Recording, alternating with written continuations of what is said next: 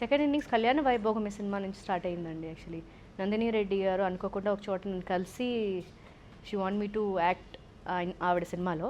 ఆవిడ అడిగారు అప్పుడు అడిగితే నేను చెప్పాను నాకు పాప ఉంది, నాకు కష్టం వచ్చి చేయడం అని. సో ఆఫ్టర్ ఫ్యూ మంత్స్ మళ్ళీ నాకు కాల్ వచ్చి ఆవిడ సబ్జెక్ట్ చెప్పడం జరిగింది. అది నేను యాక్సెప్ట్ చేసి చేశాను. దట్ వాజ్ మై సెకండ్ ఇన్నింగ్స్లో first film. Political side interest ఉందా మీకు? అంటే మీతో పాటు హీరోయిన్గా చేసిన వాళ్ళందరూ ఇప్పుడు పొలిటికల్స్లో సెట్ అయ్యారు. మీ పొలిటికల్ ఎంట్రీ ఏమన్నా మేము చూడొచ్చా? లేదండి, ప్రస్తుతానికి అయితే 100% అసలు ఐడియా లేదు.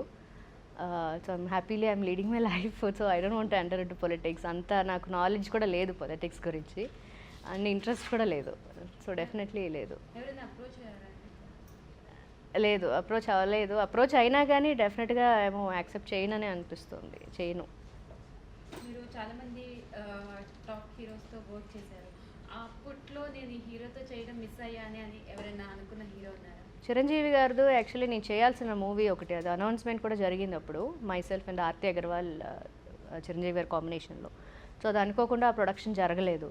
సో అదొకటి ఐ మిస్డ్. సో అదొకటే, నేను చిరంజీవి గారి ఆఫర్ ఒకటే మిస్ అయ్యాను. మీరు రీసెంట్గా పవన్ కళ్యాణ్ గారిని కలిసారు కదా, సో మీరు అప్పుడు వర్క్ చేసినప్పటికీ ఇప్పటికి పవన్ కళ్యాణ్ గారిలో ఉన్న డిఫరెన్సెస్ చూసారు? అప్పుడు ఈ వాజ్ లైక్ వెరీ షై, అంటే ఆయన అసలు మాట్లాడేవారు కాదు. సో ఈవెన్ సజెషన్లో చేసినా కానీ use to tell me that why don't you close your eyes అండి అని. సో అంత షై ఫీల్ అయ్యేవారు. బట్ ఇప్పుడు చూస్తే సో అప్పుడు సినిమాలకి ఇప్పటికి కూడా you can see the difference between, అంత చాలా తేడా ఉంది. నౌ హీస్ వెరీ మాట్లాడుతున్నారు, చాలా బాగా ఓపెన్గా ఉంటున్నారు. And he's also in to politics, he wants to do something good to the people.